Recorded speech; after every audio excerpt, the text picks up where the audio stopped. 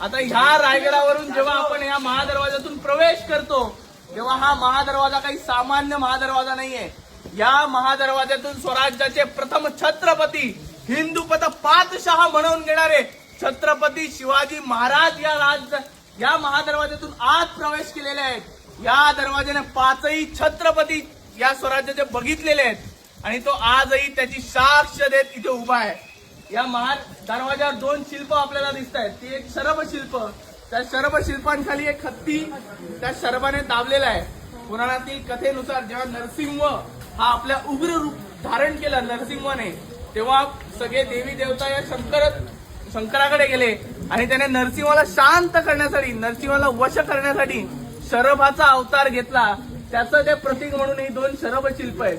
त्याच्या वरची जी पट्टी आहे ती शतदल कमल ते आहेत. म्हणजे या स्वराज्यात विद्या आणि धनसंपदा याचा पुरेपूर वास या रायगडावर आहे. या रायगडावर झालेला राज्याभिषेक त्याचा जर आपण खर्च काढला हा करोडोंमध्ये, तेव्हाच्या, आत्ताच्या नाही, तेव्हाच्या करोडोंमध्ये महाराजांचा राज्याभिषेकाचा खर्च आहे. म्हणजे महाराजांचा राज्याभिषेक किती दिमाखात झालेला आहे याची आपल्याला कल्पना येईल. आणि महाराजांचा राज्याभिषेक ही काही सामान्य घटना झालेली नाहीये.